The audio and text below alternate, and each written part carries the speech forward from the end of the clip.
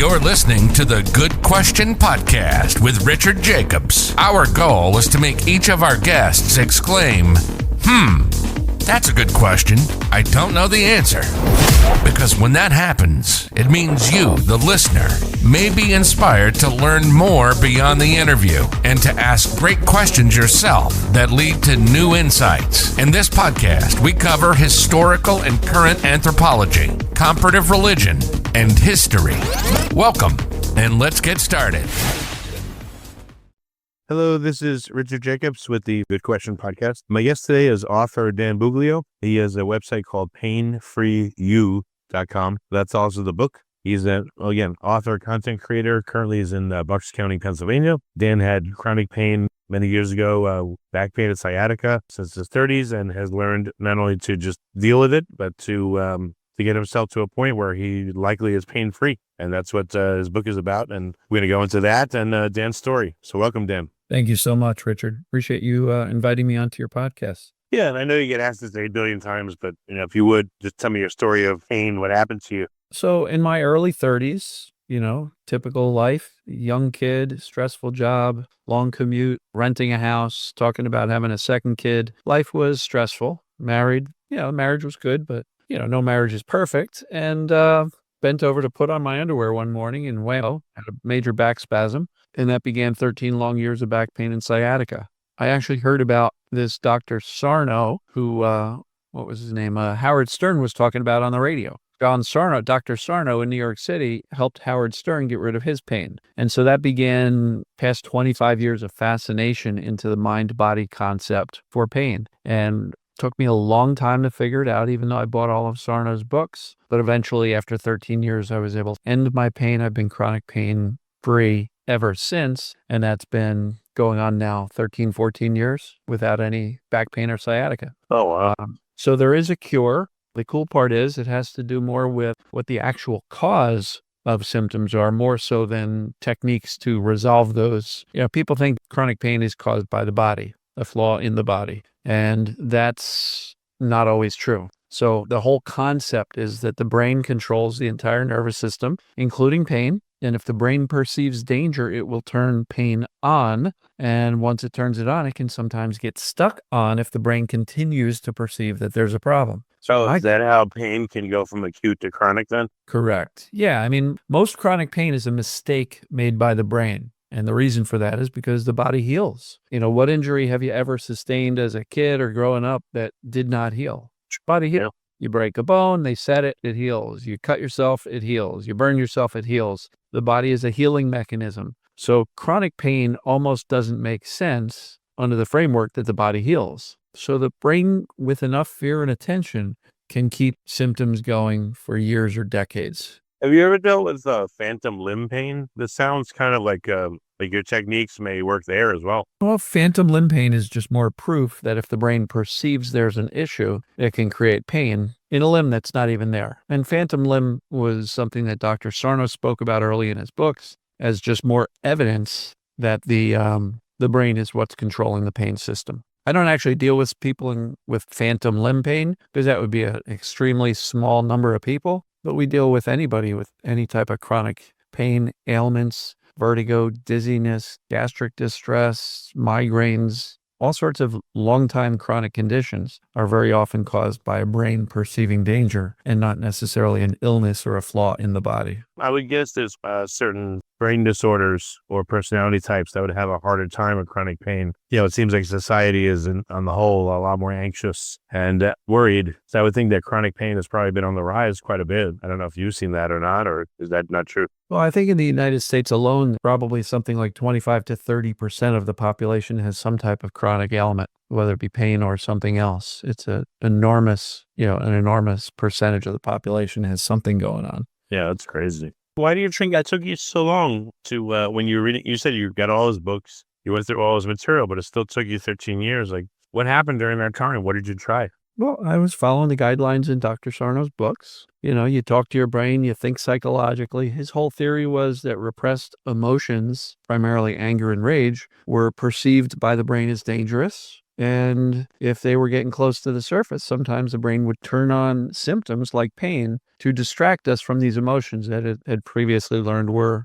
not cool, not safe. And so, I bought into the concept. I got rid of the pain, but it came back. And then I'd get rid of it again. It would come back again. Then it would stay, and then it would get harder and harder. And then I would get frustrated. I would get cautious. I would avoid certain activities and movements. I became the guy in the neighborhood at work and in my family with back pain. Hey, Dan, how's your back? How's your back? How's your back? All the while, all those things were doing was confirming with the brain that I had a problem. So the brain kept perceiving danger and kept the pain going. And accidentally, after 13 years, I was able to implement a bunch of things that in hindsight now are what I teach people these days. So we need to teach the brain that we're safe.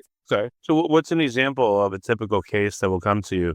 How would someone describe it? Well, I mean, anybody with any type of chronic ailment. Somebody could have chronic dizziness, vertigo, migraine, stomach distress, reflux, back pain, neck pain, shoulder pain, any type of body pains. There's all sorts of neuropathies. There's neuralgias, pudendal, there's bladder pains, frequency, urgency, you name it. If a symptom starts and there's enough fear and attention given to that symptom, very often the brain will perceive, oh, this is an ongoing problem, and keep that symptom going long term. So it could be just, run of the mill, somebody's got a sore back. But it could be any number of those things that I just described. Again, the body heals. Its natural state is not illness or pain or symptoms. But a terrified brain doesn't generally operate the human body effectively or efficiently and can keep the false alarms ringing for years or decades. But are there times when the alarm's not ringing? I mean, you weren't in constant pain, were you, for 13 years, or were you? I mean, I was able to sleep. So when I was sleeping, there was no pain. There was times when I could get comfortable sitting in a chair a certain way and it would be off. But then when I would get up and I'd straighten my back, it would hurt again.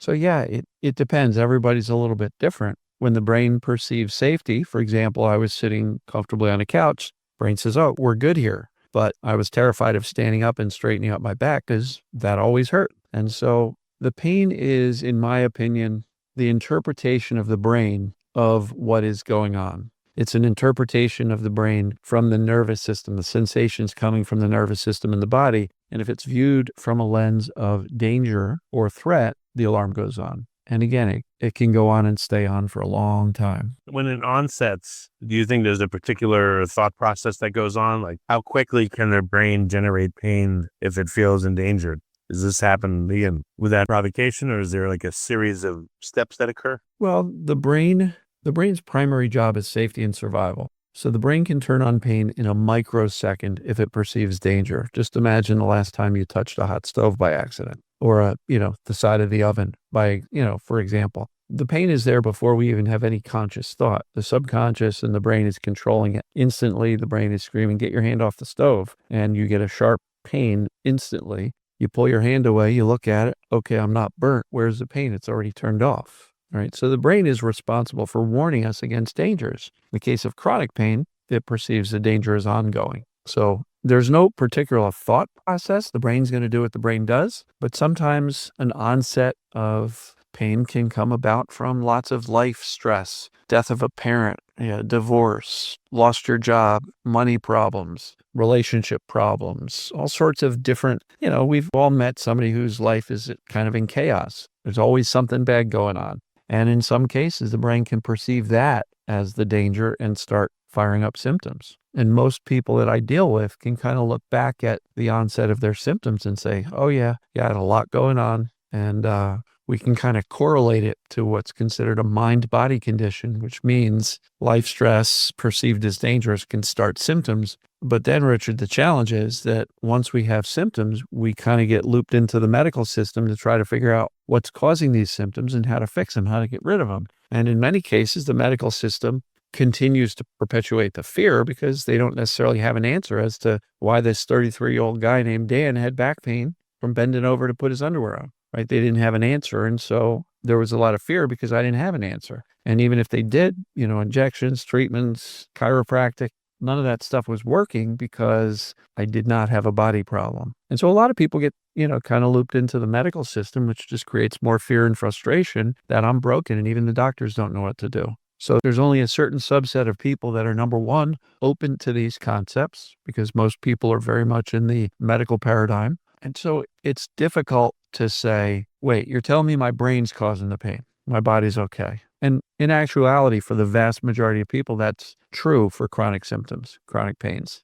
But some people are offended by that. What are you talking about? I have a real problem. My pain's real. I'm not imagining it. No, you're not imagining. The pain is very real, but it's just not caused by a flaw in the body. So it's a complex process that is relatively simple once you understand. The mechanism is that when the brain perceives danger, symptoms can turn on.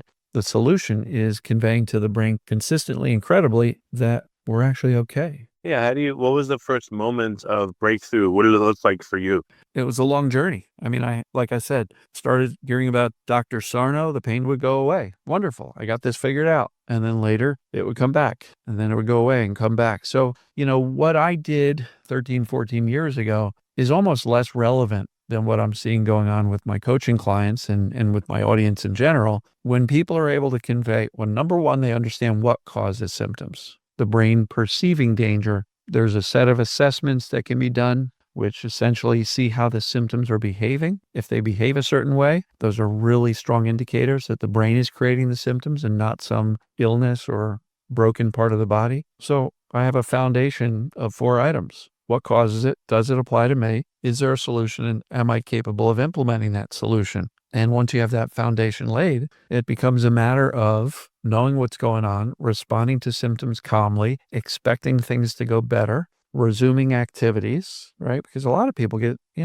deal with a lot of people who are literally on bed rest because they're in pain all the time and they're terrified to move because it might cause more pain. And so we've got lots of people going from situations where they're on bed rest and resuming life, getting back to full activity, pain-free. So it's a fascinating concept, not one that I've invented or created or discovered, but one that I've kind of, I'll say, expanded upon through the work of Dr. Sarno. So he's the one who got me started on it. And I've been studying it, paying attention and learning and researching. And I've been teaching daily online, YouTube and Facebook videos for nearly 6 years now, every single day, getting tons of comments. So I now run a group coaching program where I've got, 4 sessions a week where I'm interacting with people with symptoms and in real time coaching them and seeing how they're responding and watching these people start to get better and better over the weeks and months. And so I've got what I call almost like a virtual laboratory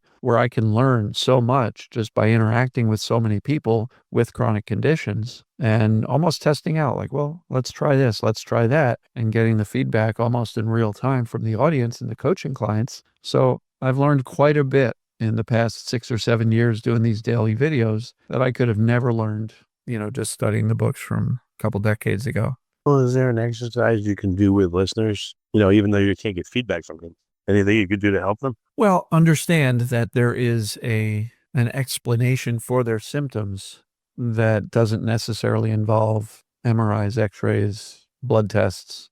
It's not an exercise per se, but there are certainly trainings that people can watch. I have a ton of free videos. There is a set of videos on my YouTube channel. I call it the Fast Start playlist. And the very first video will go into depth this concept of perceived danger causing pain or symptoms. So for the listeners, if they would like to understand and learn a little bit more, they can go to dansfaststart.com and start watching a series of videos. And that'll walk them through understanding what's creating symptoms, figuring out if it applies to them, because symptoms coming from the brain behave differently from a body problem. And so there's an assessment, and that Fast Start walks them through. And once they understand what's causing it, the rest of the Fast Start playlist will offer suggestions on how to convey safety.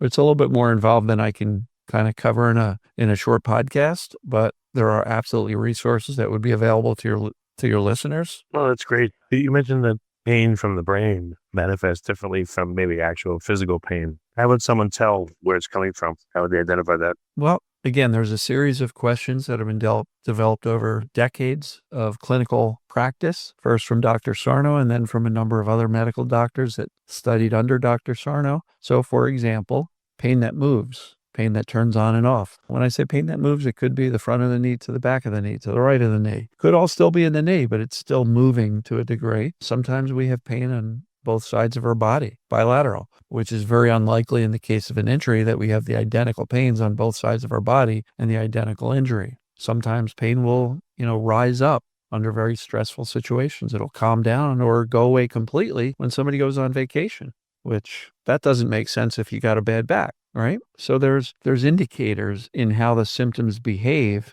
that really strongly point to the brain perceiving danger as opposed to an illness or damage in the body. So there are characteristics. I cover a full assessment on my website as well as in the book. And so there's ways of determining, I've had pain for 20 years. What's mine doing? Well, the questions will ask you and give you the opportunity to see how your pain behaves. Are there certain kinds of pain that are resistant to this process or that you just haven't been able to help people with? I think if the pain is behaving like brain created, then we can turn it off.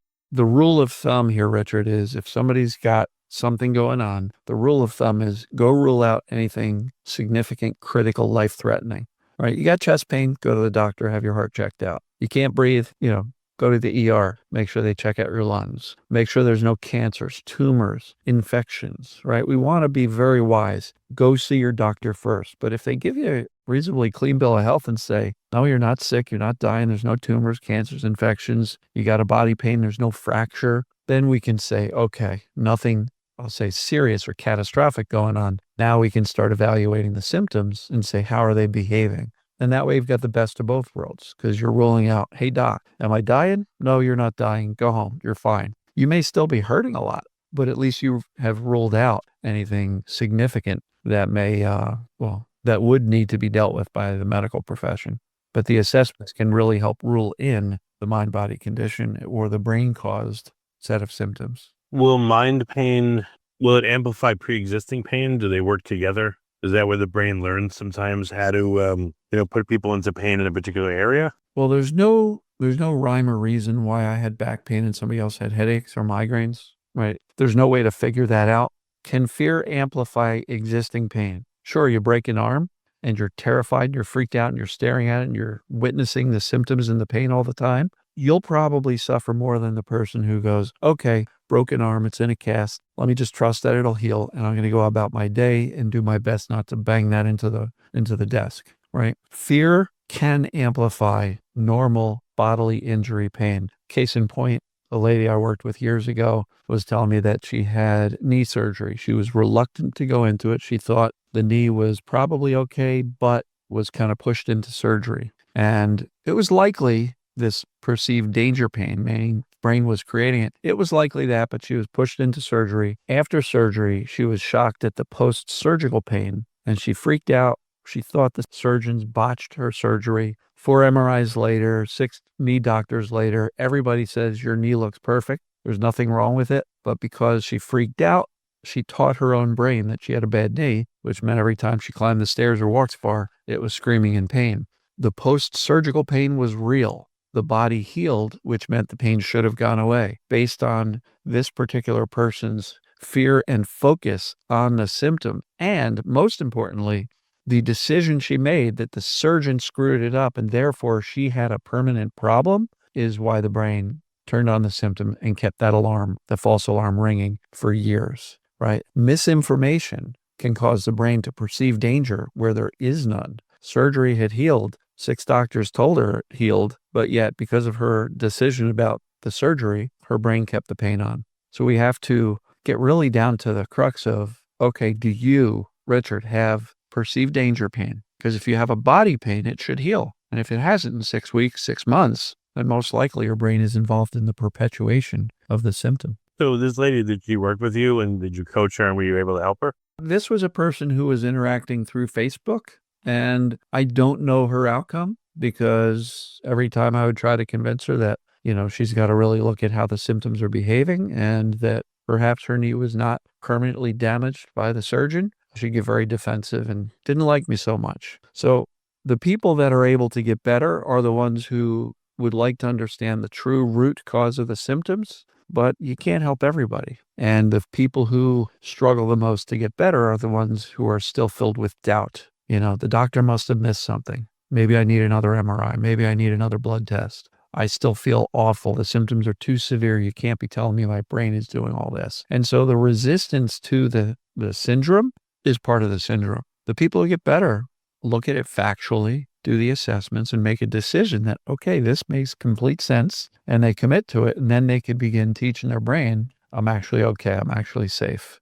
And so it's those people who are able to look at the facts and separate themselves from the fear. This is really not fixing body parts, Richard. What we are doing here is recovering from misinformation and fear. And when you do that, the brain can learn to turn off these false alarms. And it does it reliably well, predictably. Well, let's say that, you have a pain and you're like, okay, sounds like from what you're saying, it's coming from my brain, but I don't know. I just have this, part of me doesn't believe it. Can I sabotage my own recovery? Or as long as I'm kind of open to thinking that this is possible, I can recover. Yeah. Now there's obviously a learning curve up front. The first time people hear about this, most likely they scoff at it and say, oh, this is ridiculous, right? Many times people would say they got Dr. Sarno's book and they threw it across the room. This guy is crazy. I have real pain. So there's a lot of stories over many decades of people who initially reject this, but eventually come back around to picking the book off the floor and start reading it again and start to learn what's possible. So yeah, there's a lot of reluctance, and yeah, you can sabotage your own recovery, because if you don't believe that's what's going on, it's going to be hard to convince your brain otherwise that you're actually okay and safe. Well, even after you acknowledge that it could be from your brain, or it probably is, do you have to go through like a series of relaxation techniques or meditation or anything to get the beneficial effect? So there are many people in this mind-body space who recommend practices like breathwork meditation. There's a process called somatic tracking where you observe your pain from a standpoint of curiosity. And I generally don't look at those things as required. And the reason I say that is because I got better without doing these practices. I tried. I did meditation. I did breathwork. It never worked for me because those practices by default don't necessarily convey that I'm safe. It may settle things down a little bit. It may calm the whole system down by doing meditation. But if I still think I got a bad back, the brain's going to keep the pain on. So there's a certain amount of this that's knowledge therapy. What is going on? How does the human system work? How does the nervous system work? How does pain work? What's the lever determining if it's on or off? It's safety or danger. And so there's kind of an evolution of, well, I'm hearing about it, I better learn about it. And once you get a certain amount of knowledge, then you can begin doing things like some self-talk, reminding yourself you're okay. Hey, the pain's really high today, but I know what's causing it. I know it's temporary because I know it's my brain falsely turning on the alarms. And over time, with consistency, I encourage people to panic less, freak out less, because when you're in a high degree of pain, it's really easy to panic and freak out and think catastrophically that my entire future is over because I've got this pain. But as you start learning about it and as you start implementing these things, you start to realize that by expecting the best and responding as calmly and unbothered as possible, we can start to influence the pain levels almost in real time. And when people start to see, wow, you know what? My mindset's been really solid. My clarity is crystal clear. I know what's causing it, and I'm not hurting as much. Wow, that's kind of cool. And then they start to get the aha moment, like, wow, I'm really not broken. And then they can dive in a little bit deeper and get more consistent. And there's no set time frame. I've seen people get better and eliminate 37 years of back pain in 6 weeks. And I've seen other people take years to do it, kind of like I did, because I made every mistake possible. It sounds like anxiety may be amenable to some of these techniques, because anxiety seems to be something that's just, created in the mind. Have you ever looked into ancillary topics? Well, Techniques could be used? anxiety is absolutely a symptom created by a brain perceiving danger. I mean, anxiety, panic attacks. What's underlying that? Fear. So yeah, there's many people who have these chronic pains or other chronic ailments who are also very anxiety stricken. And as they start to convey safety consistently to the brain, anxiety can lift as well. So yeah, this can have benefit on anxieties, depressions, not all mental health conditions, because some of those are a lot deeper than this, but anxiety, depression, OCD, PTSD, a lot of that is driven by fear. And so if the brain starts to feel more and more safe, a lot of those things can improve considerably. Okay. Is there any advanced aspects to your course or to your work that certain people need? The process is pretty straightforward, and I've got lots of people getting better just by watching my free daily videos. So it's not as if they need to come join a high-end program for 6 weeks and pay thousands of dollars. Everything that's required to get better is for free on YouTube and Facebook, right? And I coach daily in anywhere from a 6 to 12 minute video.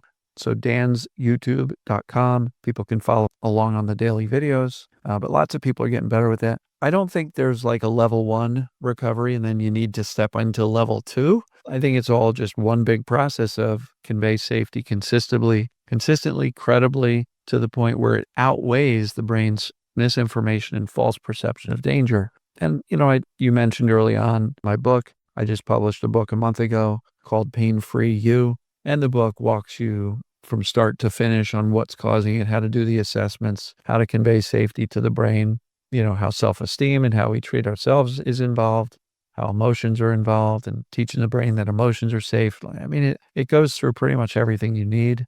So that's a really good resource and very inexpensive, for the cost of a book. You get everything that you need to get better. Oh, that's excellent. Okay. Well, very good. Well, Dan, so the best way for people to get in touch with you or to experience what you have to offer is go to YouTube and watch some of your videos and your coaching. There's a lot there. They can get Pain-Free You that you just came out with a month ago. Any other resources for them? Well, the website is painfreeyou.com and there's some resources there. But the book, I think, is a really good soup to nuts introduction and solution to what's going on and what to do about it.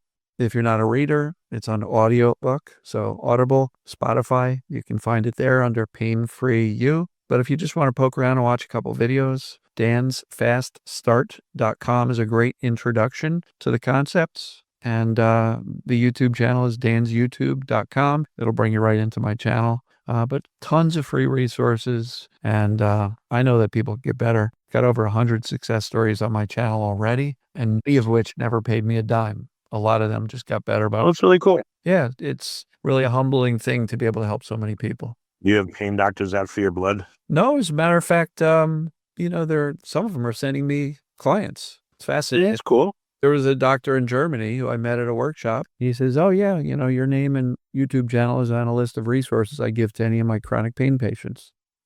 This is a medical doctor. So I even have a couple of success stories from medical doctors who got better with my work. One was a chiropractor who got better with my work after his chiropractor couldn't get him better with his back pain. And so it's really fascinating. The world is opening up to this idea. I know many of the people in my audience are giving my book as a gift to their physician. And some of the physicians are open-minded to it, fascinated, willing to read it. So Man, that's great. It's not something you're going to find in medical school, though. Okay. Well, very good. Well, Dan, thank you so much for coming on the podcast and being open and honest about all this and doing what you do and helping people. Well, it's been my pleasure, Richard. Thank you so much. Thank you for listening to the Good Question Podcast. Please email support@thegoodquestionpodcast.com if you have any referrals to great guests for us to interview. Visit thegoodquestionpodcast.com to hear more interviews. And please help us spread the word by rating and reviewing us on Apple Podcasts, iTunes, Spotify, YouTube, or wherever you listen to this podcast.